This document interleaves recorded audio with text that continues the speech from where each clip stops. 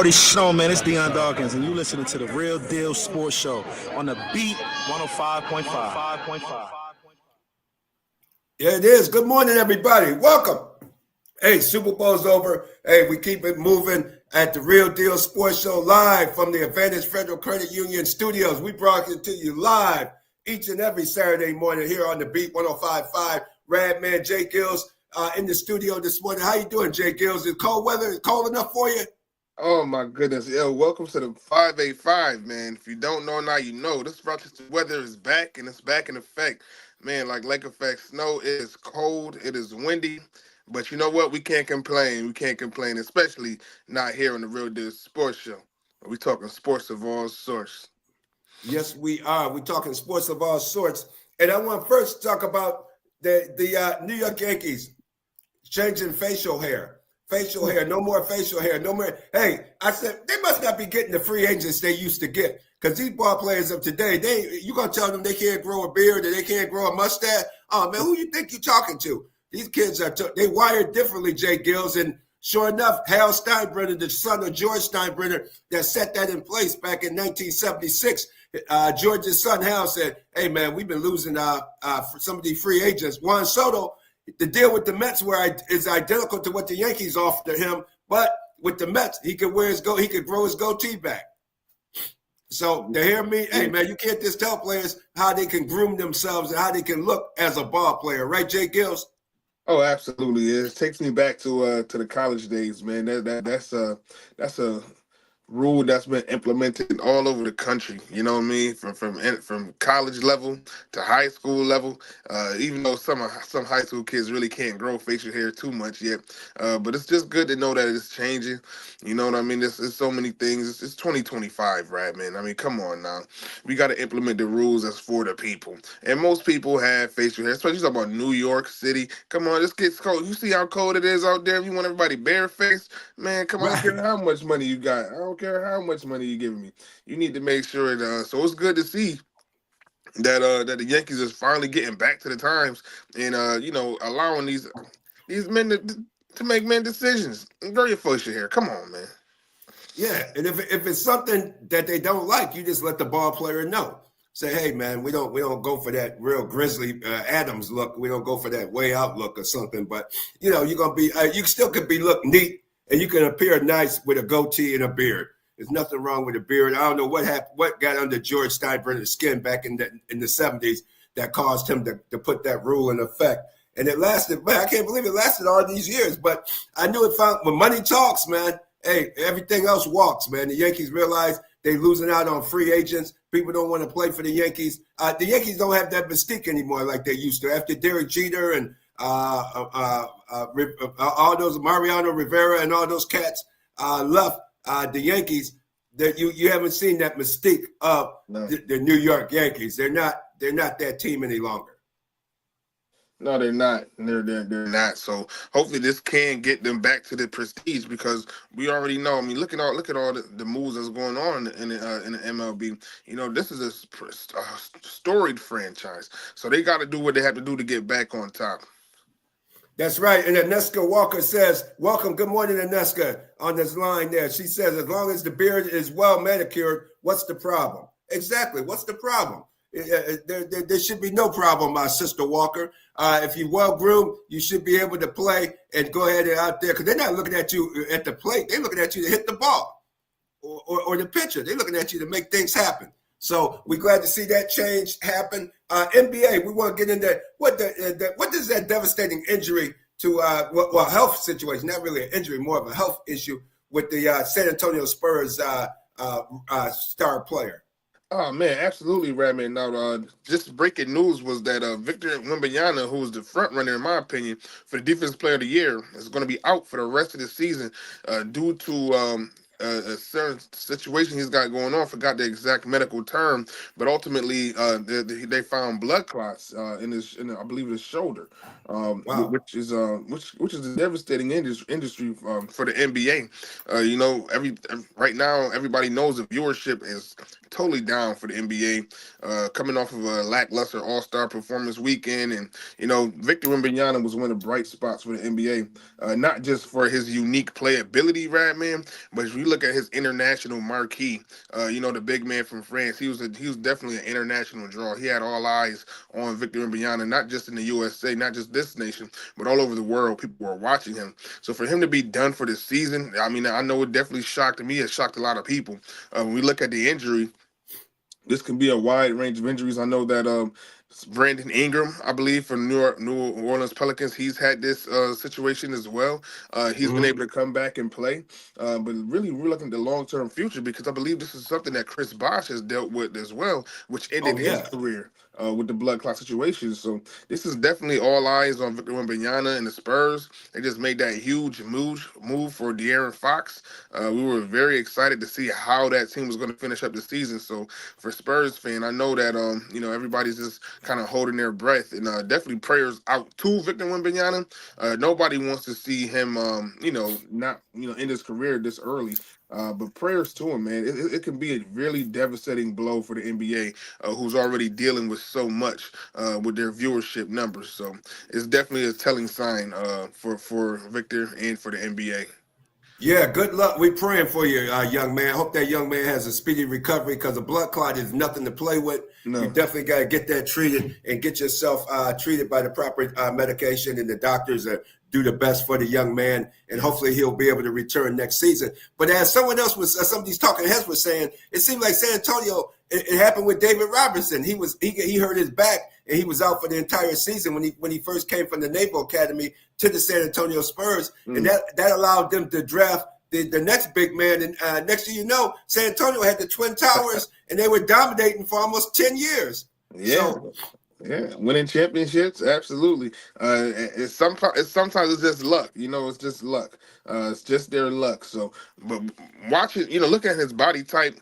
I mean, I'm not surprised. It's almost inevitable. You never want to wish poor health on anybody, but just being an astute, watcher and analyst of the game, is just when you're 7'6", you got a almost 8-foot wingspan, and just the way he's built, you can only imagine. Like, you look at the bigs, Yao Ming and all those guys. It's almost inevitable that an injury will occur. Now, something of this magnitude, with it being the blood clotting of the shoulders, that I was not expecting.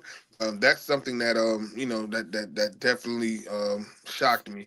But it's like you almost knew that he was going to get hurt just because of the type of body he has. So again, as you said, right, man, we're just praying for him because we definitely want to see him. We want to see him. He's a great player, and he definitely brings a lot of value. So we just wish that he gets healthy, and that's really what we're doing.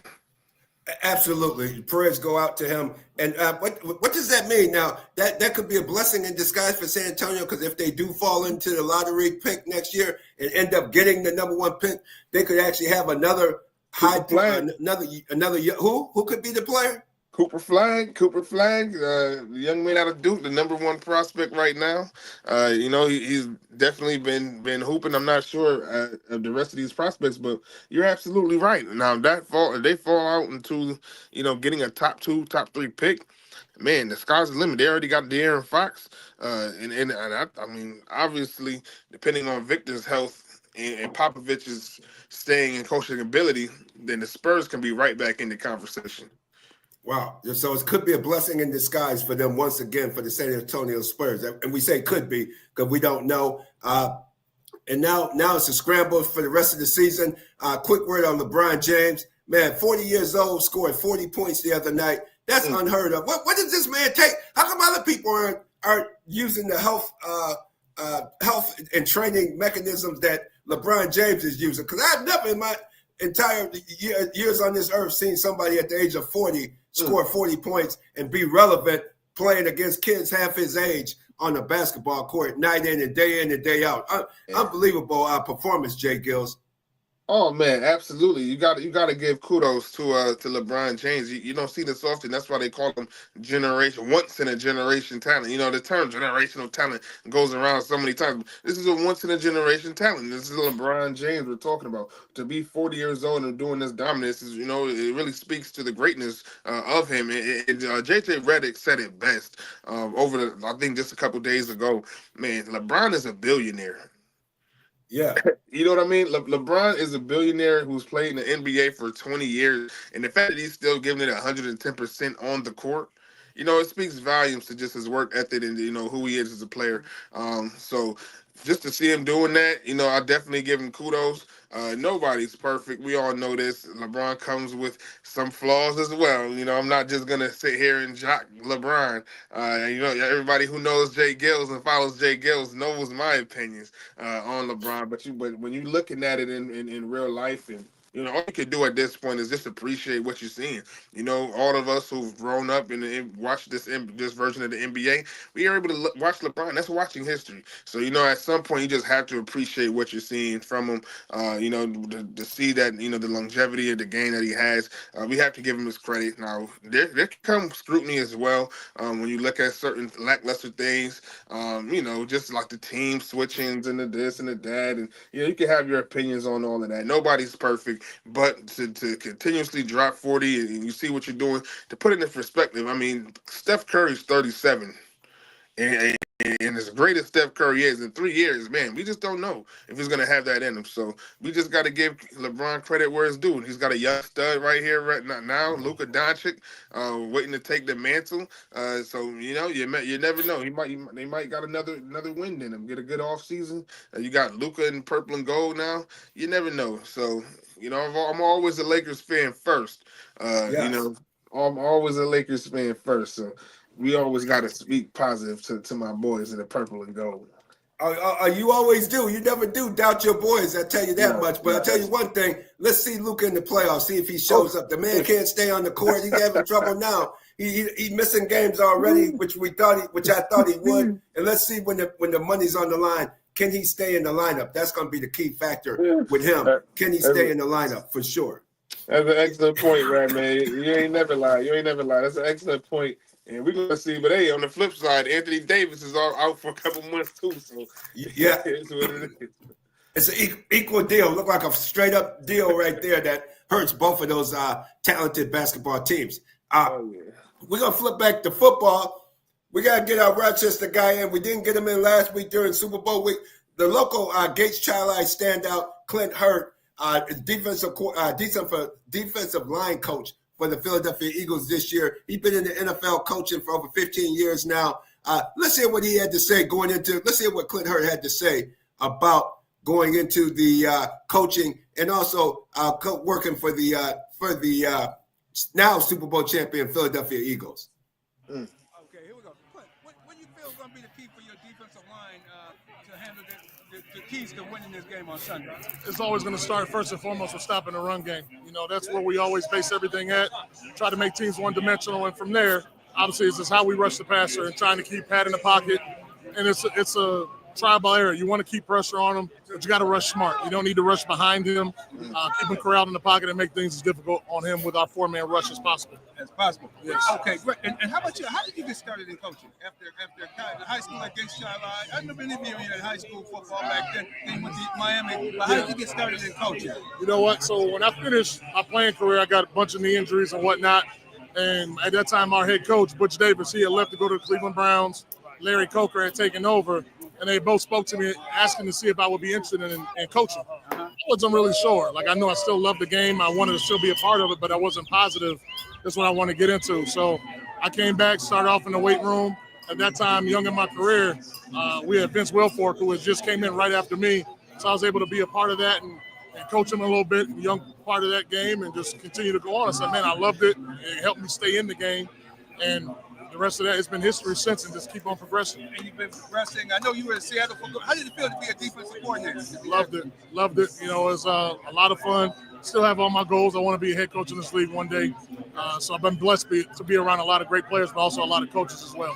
Absolutely. What would be your advice to young people coming out of school to where they're about different? It doesn't have to be football. It could be about anything. Career, whatever it is that you want to do, just put your mind to it and be consistent with your work ethic, and you got to keep grinding. And there's going to be times when you get started in this thing early on. Financially, you may have to make some sacrifices. But if it's what your goal is, it's what your heart and your passion desires, then those things will come down the line. Just keep working, stay diligent in your pursuit for it, and it's going to work out. And network and communicate and talk to people. You got to go out and go shake hands and meet and get to know people, pick people's brains. Knowledge is everything. Just never get to the place where you're comfortable and complacent. Just ask all the right questions and keep learning. And it's always great as a coach or any field that you're in to continue to expand your knowledge in different fields, because that growth is necessary for your continued success. Absolutely. And the player Jordan Davidson spoke very highly of you, not only on the field coaching, but their personal life. He said he really appreciates a coach that really helps him out with life, as well as because football isn't everything. You got once you leave that field, you got football is a small window. When some of these guys will walk away from the game when they're in their 30s. He's still a kid. So I think it's necessary to help guys with life skills and keep building them, because that's what coaches invested in myself. So I just want to pass it forward. Absolutely. One last question. How is it to have so many guys from the same college, from the University of Georgia, playing? How is it? Did you have to break them out of certain habits, or because they all? They've all been really, really well coached. Obviously now that they're Eagles, they learn our way and how we do stuff. But no, their unity and how connected they are as teammates has been infectious to the rest of our team because of how close-knit they are. So it's been really beneficial to us. Excellent. Thank you so much for your time. All right.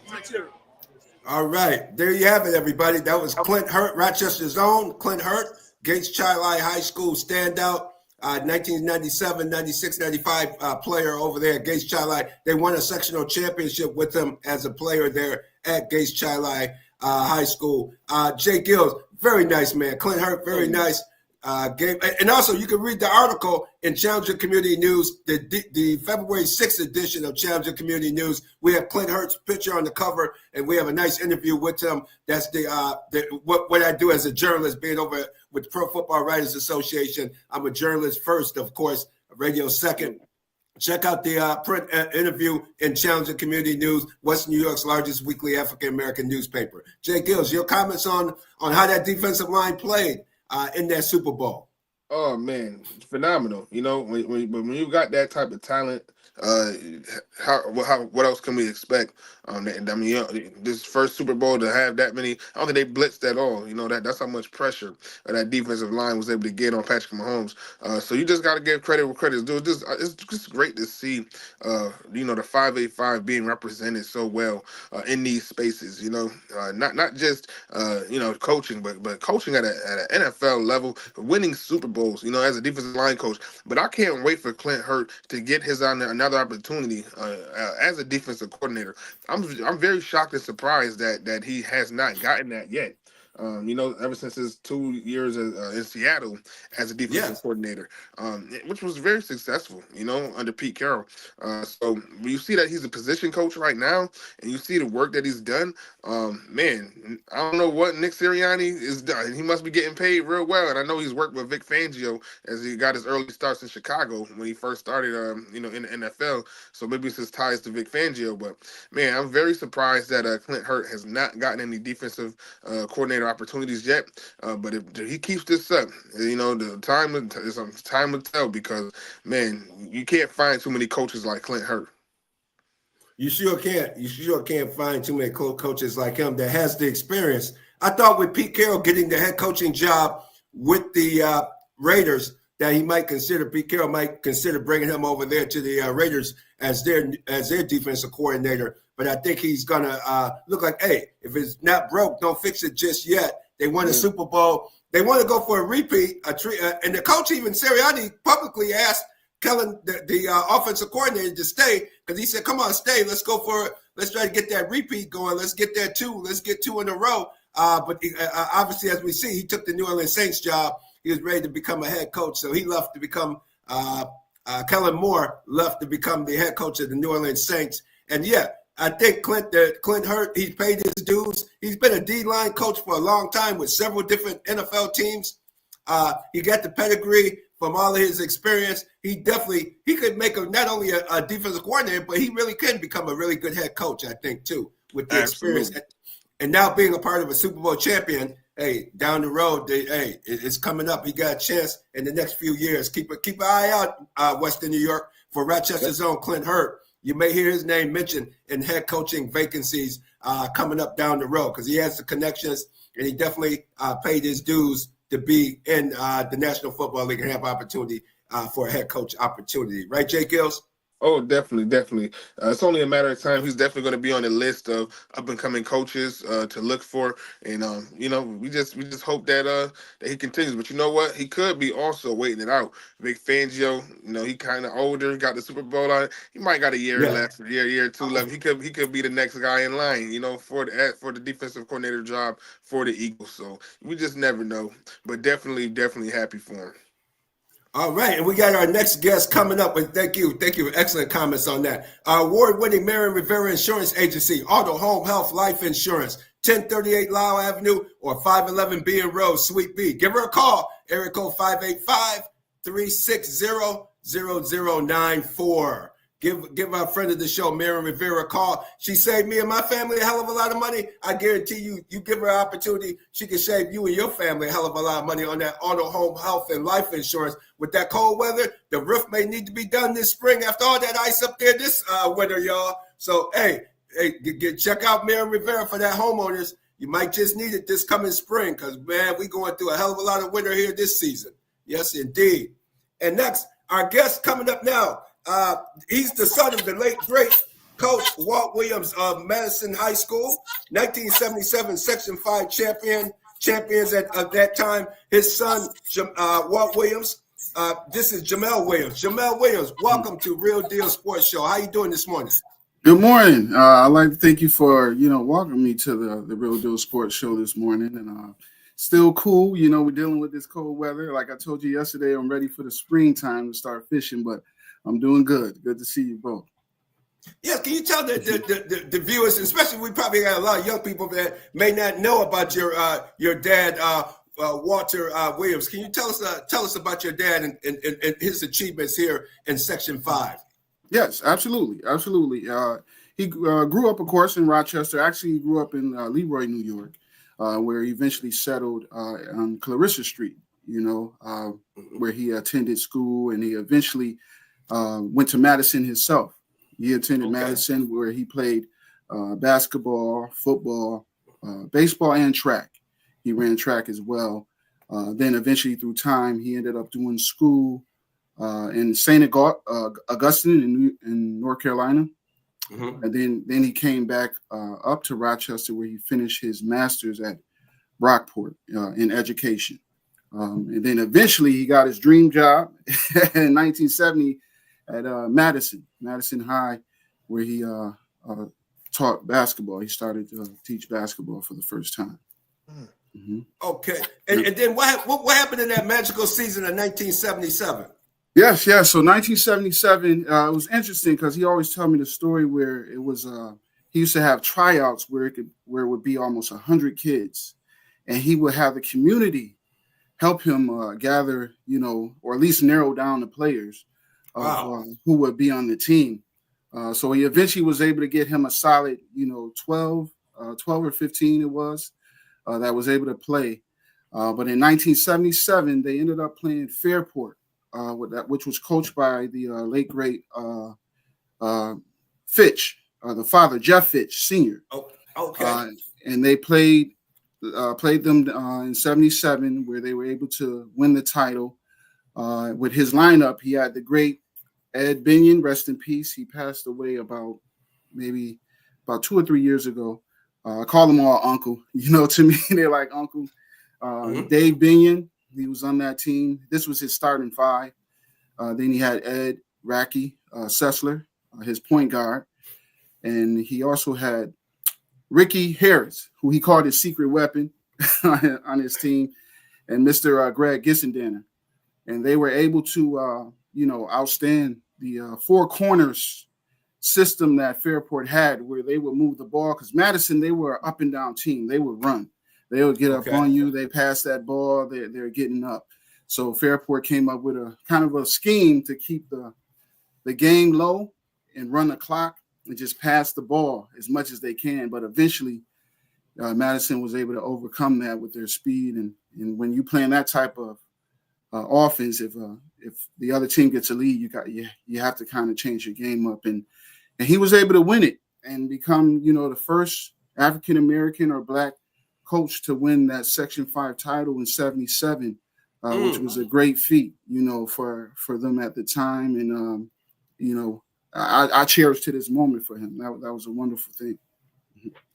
Oh wow, that had to be a great feeling, and to work so hard. And boy, it just showed you how I don't think you get 100 people coming out. That's the thing today. These kids don't come out like that, man. 100, not like that. 100 kids came out just to try out for the team. Right, because the word was spreading, and with him being, a black coach at that time, and the type of coach he was very about the community and about kids. He used to have kids, if they were homeless, he would store them, or not store them, but have them invite them into their home, give them clothes and everything he can to keep them up on their feet. For example, he did with the with one of his players that he called Dirty Red, who was one of his best point guards. He used to help him out, a lot, and they cherished and remember that. I used to get a lot of people coming up to me and tell me how grateful they were for what my father did outside the court.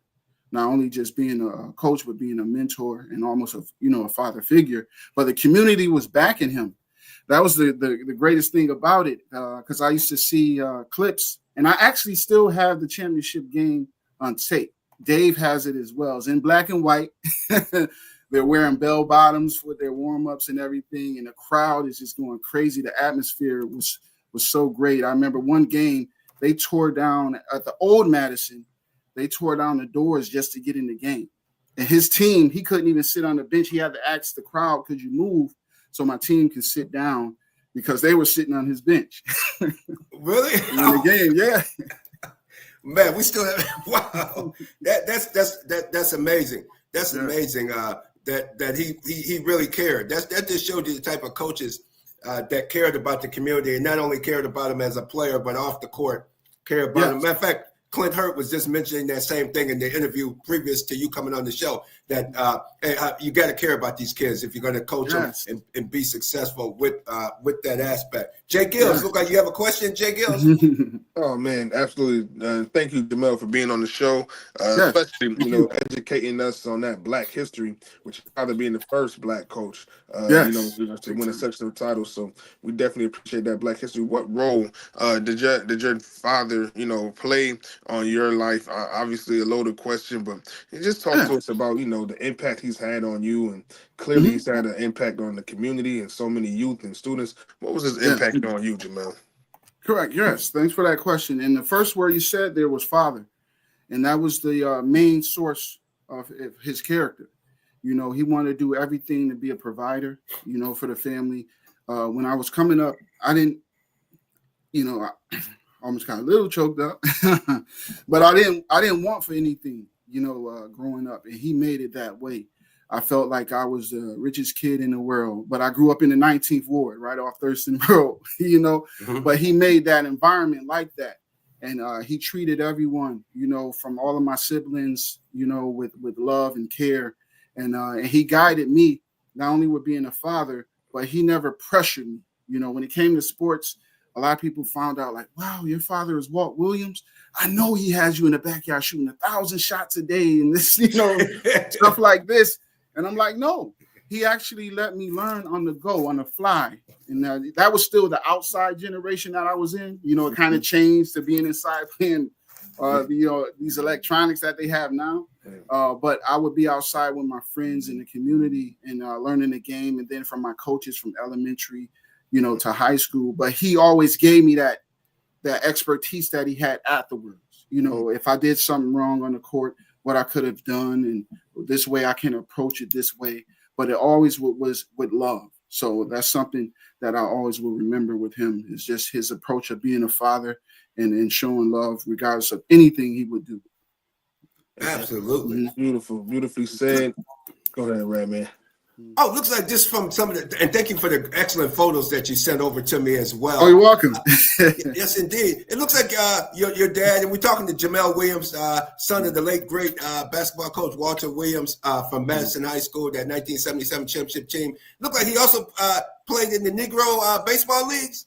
Yes, that was a secret thing. Kind of not really a secret thing, but he never would boast in himself.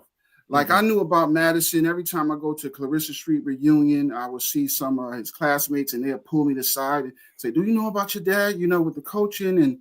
and everything like that. And another side note too, we both became one of the rare father and son combos to win the Section 5 title, because in 2000 and 2001, I won it at Aquinas as well.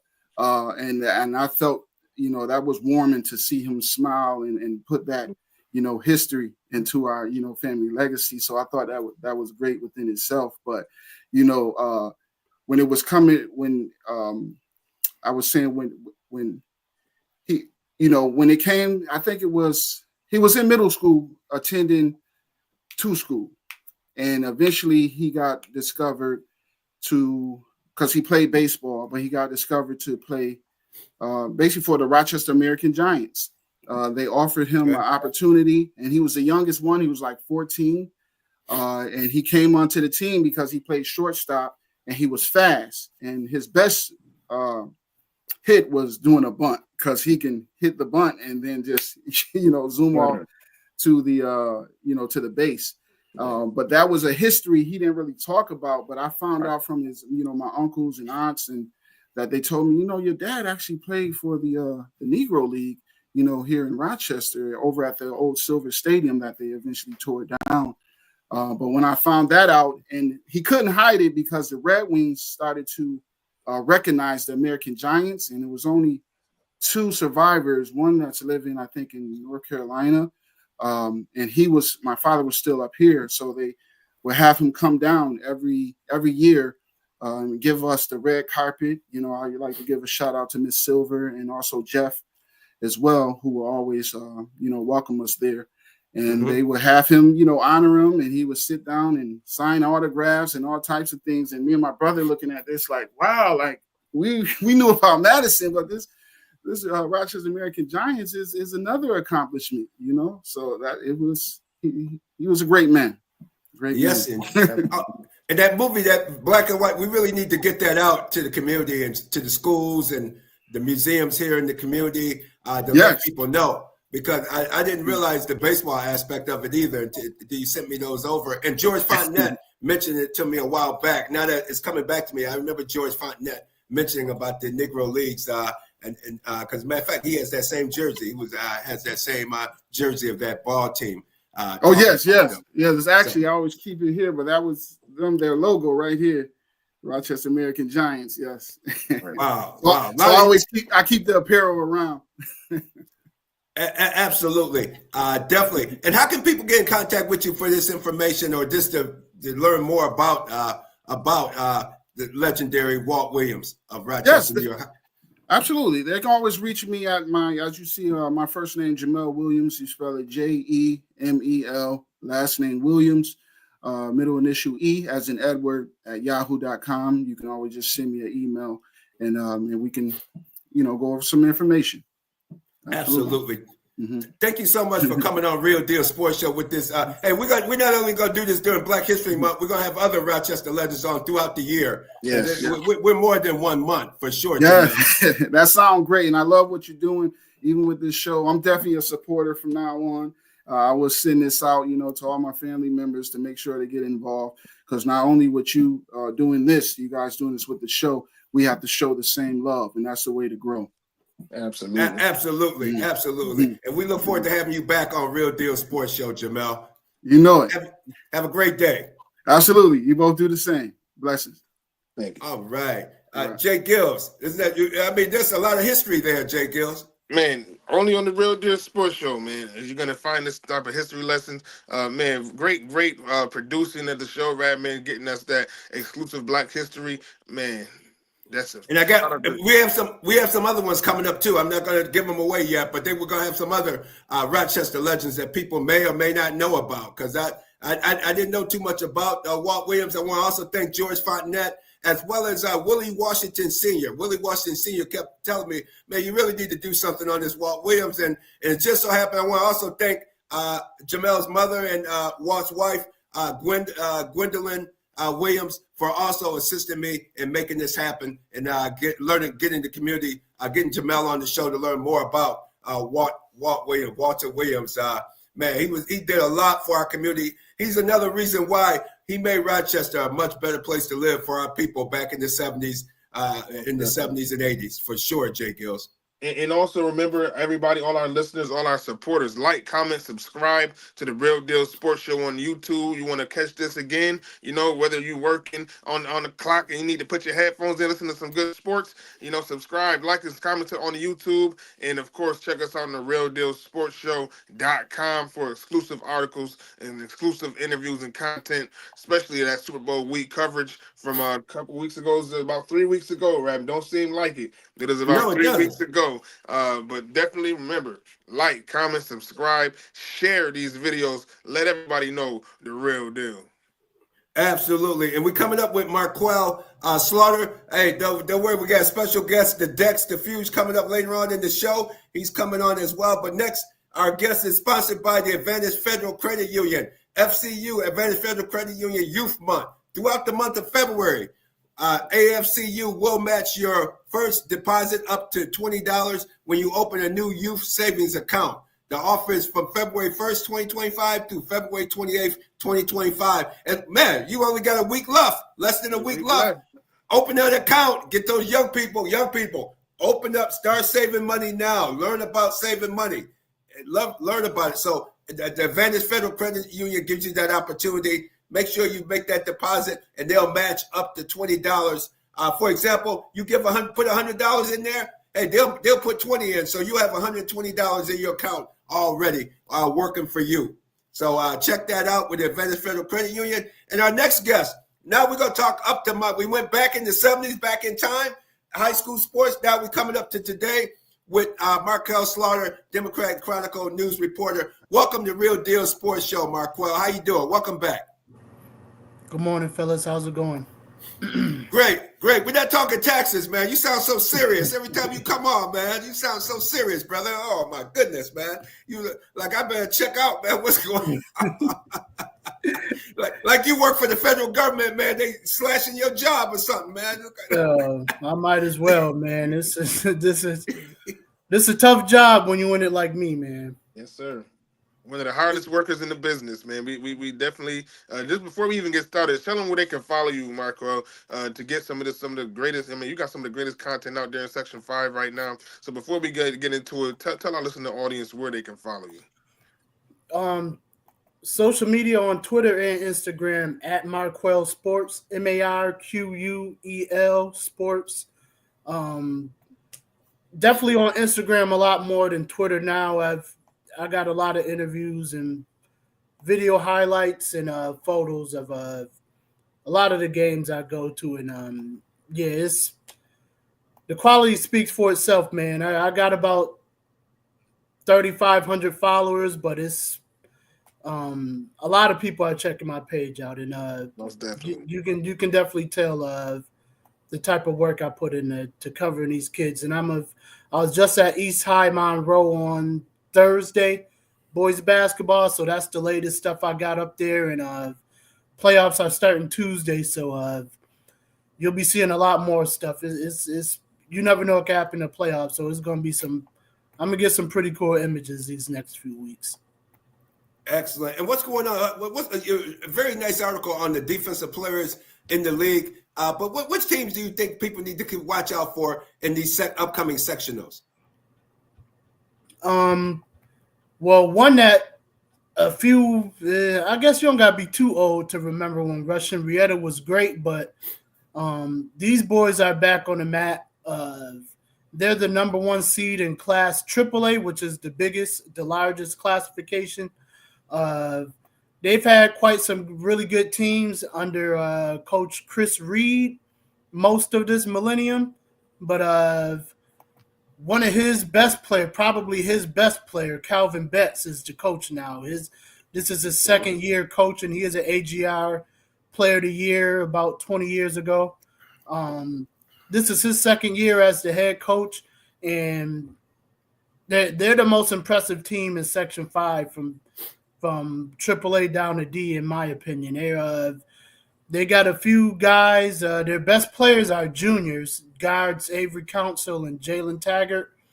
Jalen just scored his 1,000th point, but they're the core of a group they've been on varsity for a few years, and they've kind of maybe not struggled, but they haven't been as good as they wanted to. Last year, AAA champion University Prep, they actually beat them at the buzzer basically in the first round. So Rush and Rieta easily could have.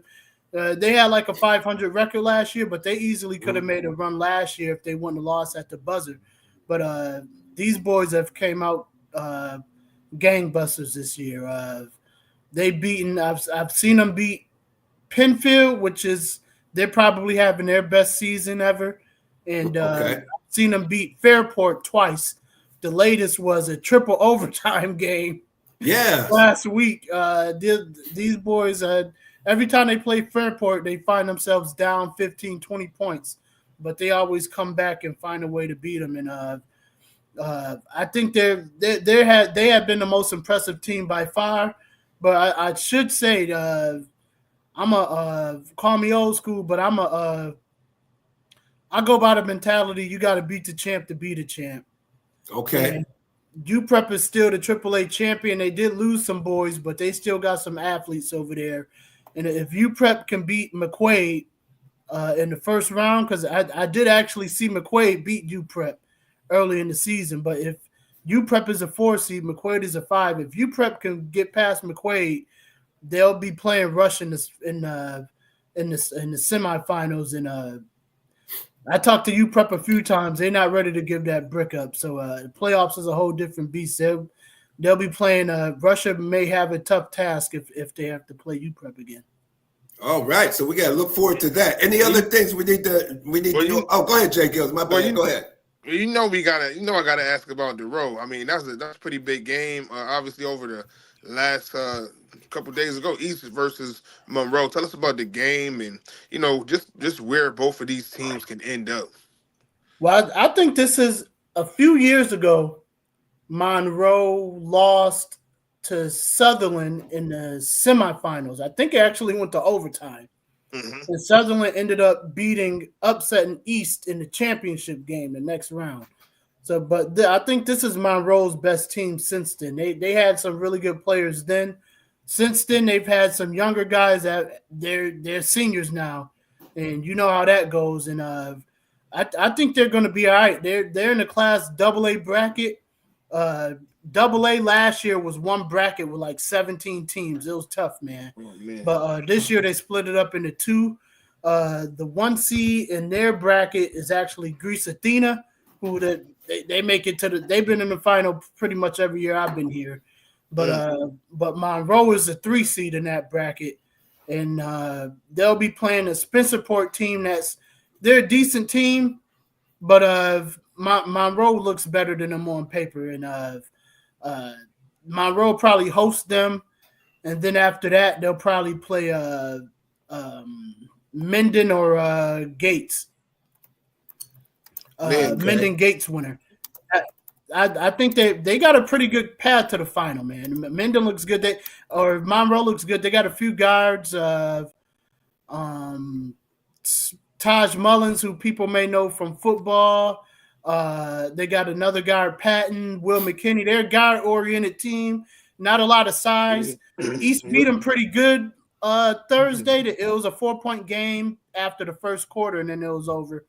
But East they're always one of the better teams in the state since I've been here. East is they've been in the final 6 years in a row, looking for a 7th.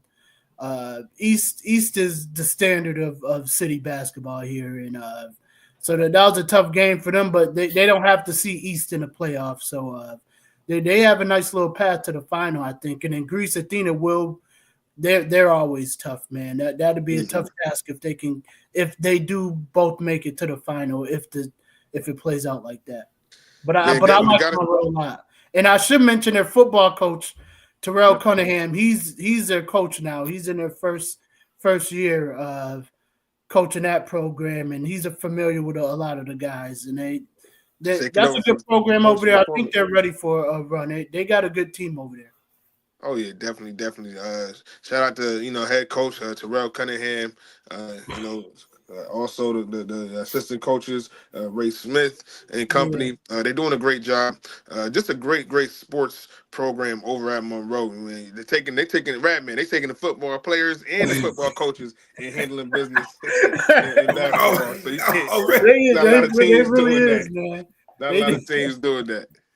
Wow, they got a brand new facility there, nice gym, nice workout facility, state-of-the-art equipment. So, hey, I'm glad they're putting it to good use and getting it together. And I want to say it's always fun to go to a Monroe basketball game. The crowd is always great. It's not a huge gym, but it's an intimate gym when you get it filled up. The kids are screaming and cheering. It's always dope to go to a Monroe basketball game. I only been to 2 there this year. I wish I could have made another 1 or 2, but it's always a very dope environment there. Oh, great. Hey, we're running out of time this week. We're going to bring you back, though. Hopefully we can have you back next week.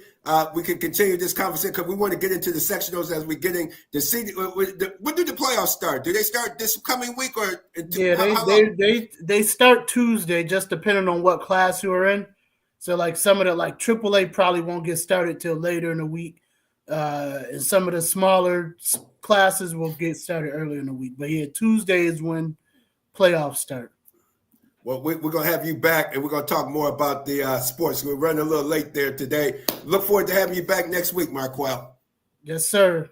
Matter of fact, look like we're going to have one of your classmates coming up next. So stay on and check out your classmate coming up next on the show. Yeah, I just found that out, that bit of information as well. And here we are. Okay, we're here toward the end of the show. We got a special guest to Real Deal Sports Show. The Fugue is here. He's coming back to the Rock. Welcome to Real Deal Sports Show. How you doing this morning? What's up, Daddy? What's up, Marquel? Hey, what's good, man? Man, I ain't seen you since we was doing crazy stuff at Canisius. And you still doing crazy stuff, man. God bless you. You getting paid for it now. Right. We definitely are, man. What's up, Daddy-O? Hey, glad to have you on the show. I hear we gotta go see your comedy show. Where you gonna be in Rochester? I'm gonna be at Water Street, March 28th. Pull up. It's gonna be fun, man. This is my first time coming back and doing the actual large venue. I came before just because I was going to Canisius actually to do a show at Canisius, and I just came and was like, let me do a show in Rochester, and a bunch of people showed up. So I was like, let me reach out to people in Rochester and the big venues, and they gave me a venue, and I booked it, and we're trying to set this thing out. Ain't no trying to. We going to. So Marquel, you definitely got to pull up, bro. Yeah, because you've been on tour for a while now. You've been on tour with this comedy show. How'd you get into comedy? How'd you get into this field? What's the professional with, like the part where you get paid? Yeah, that part. That part. Shouts out to my OG Ronnie Jordan. I was working at Tyler Perry Studios when it happened. One of the OGs called me and saw what I was doing online and was like, "Yo, we like what you doing. Come to this spot." And I came to this random house, a random co-work space in Atlanta that I'm sure they were selling drugs out of it. And we was shooting a whole bunch of content, and look at me now. we touring, we writing shows, we creating shows for networks. So that's what we're doing now.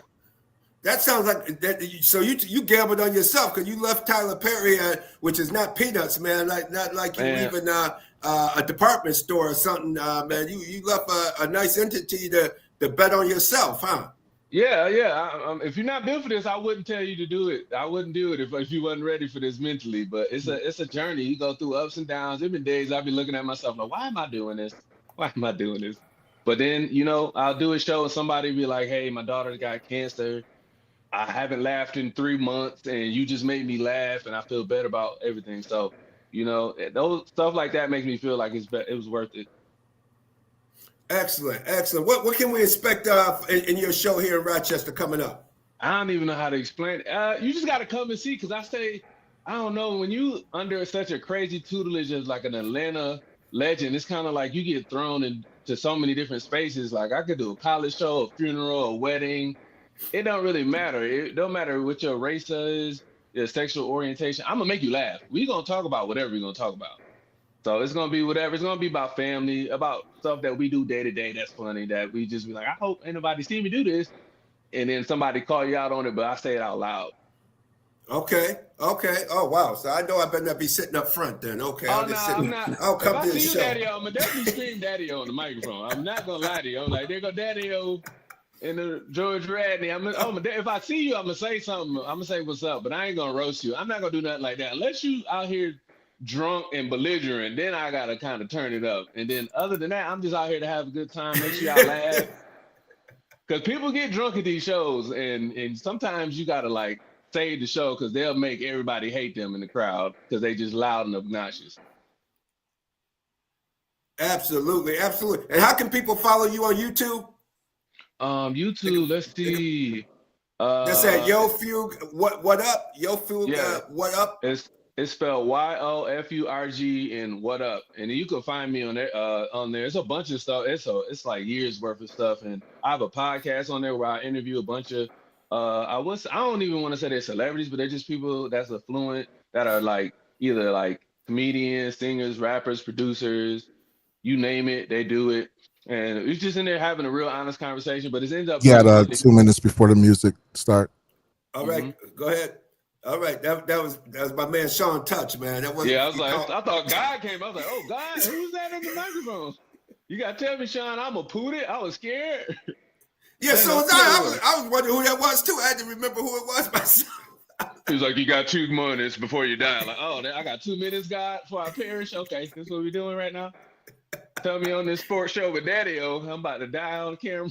Right. But hey, we're looking forward to seeing you. To let everybody know the date and how they can get tickets for the show. Yes, the date is March 28th. It's a Friday. We're doing one show, so if you don't come, I'll probably come back later. But I would advise you to get these tickets because they're moving fast. It's March 28th. You can go to my Instagram, you go to YouTube, you go to Facebook. It's in the link. You just click it. The tickets are there. Make sure you bring a date. It's always fun to bring a date because y'all gonna end up kissing in the mouth afterwards. Comedy bring people together, and that's the goal: to get kissed in the mouth at the end of the show. There you go. Well, thank you so much for coming on the show, Fugue. We'll probably have you back the week of when you coming on the week of that March 28th. We'll have you back on Real Deal Sports Show one more time at that time. Thank you so much for coming on. Appreciate you, Daddy. What's up, Marquell? I better see you, bro. Yes, indeed. Marquell, I have a quick question for you.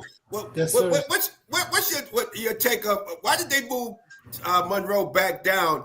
Shouldn't they have never moved Monroe High School at all from that classification? No, they shouldn't have it for football. It's a lot of funny paperwork stuff, I guess, but I don't know. I haven't been following. I haven't followed it like James Johnson has been on top of it. But yes. They're a B school. That's a small school. They shouldn't have been up in A. But as small as they are, 1 or 2 more plays, they could have easily been in the Class A championship last year. They were that good. But they're going to run through Class B. I think they're going to win a state championship next year.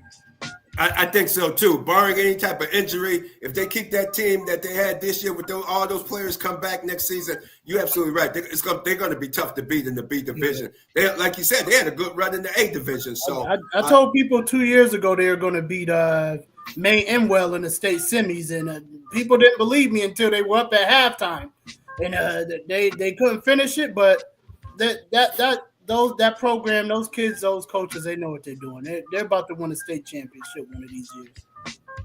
Absolutely. Hey, I want to thank you for coming on the show as well. We're going to have you back hopefully next week with updates, giving us updates on the Section 5 sectional tournament going on here in Rochester, New York. And we're going to talk other sports of all sorts as well, Marquell. Thank you for coming on the show. Everybody. Yeah. Exactly. Please do. And thank you, Fugue, for coming on as well. Hey, we'll be back next week. Sean Touch, are you there? Can you come back with that godly voice one more time, Sean Touch? Yes, indeed. I'm here, man. Up next, listen, you guys did a good show. Great show, y'all. Hey, thank you so much, Sean. And you're a great engineer, doing a great job. We really appreciate you. Hey, remember, everybody, continue to be a good sport, and we'll see you next week.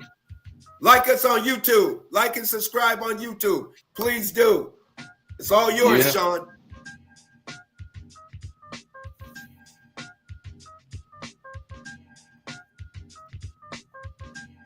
It's all yours, Sean. Take care.